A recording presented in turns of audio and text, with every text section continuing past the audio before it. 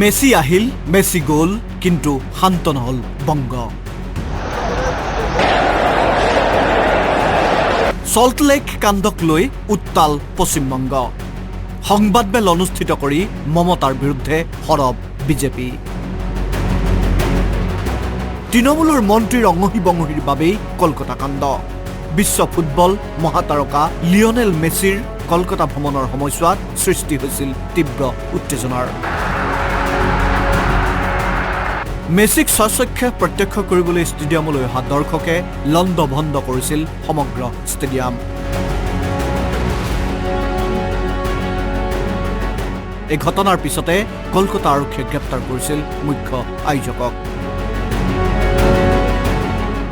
এইবাৰ বিষয়টোক লৈ সৰব হৈ পৰিছে ৰাজ্যখনৰ বিৰোধী দল বিজেপি।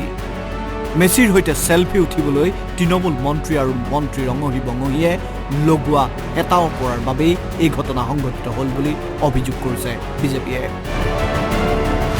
এদের লজ্জা লাগা উচিত, হায়দ্রাবাদের কাছ থেকে অন্যদের কাছ থেকে শেখা। কোলে পাঁজা করে রেখেছিস, এটাকে শুধু বরখাস্ত নয়, এটাকে জেলে পড়েনি কেন এখনো? দুই, ওটা ক্রীড়ামন্ত্রী গেল, ওটা ক্রীড়ামন্ত্রীর ভাই পরিবার, সপরিবার। তুমি তিনে চলে গেছো, হ্যাঁ, মুখ্যমন্ত্রী পরিবার। তৃণমূল নেতাৰ চেলফি উৎপাতৰ বাবে সাধাৰণ জনতাই স্পষ্টকৈ প্ৰত্যক্ষ কৰিব পৰা নাছিল football তাৰকাগৰাকীক।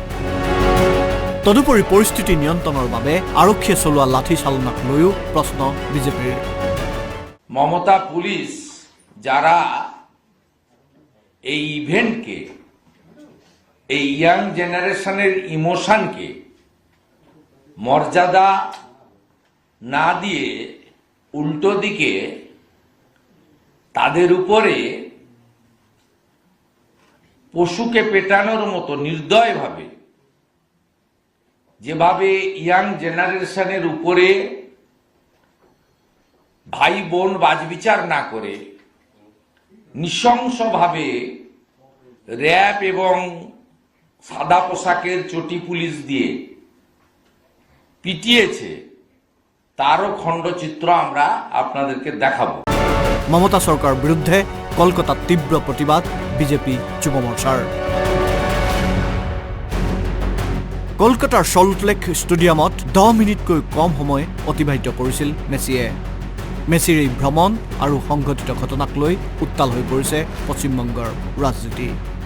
National desk, Assam times.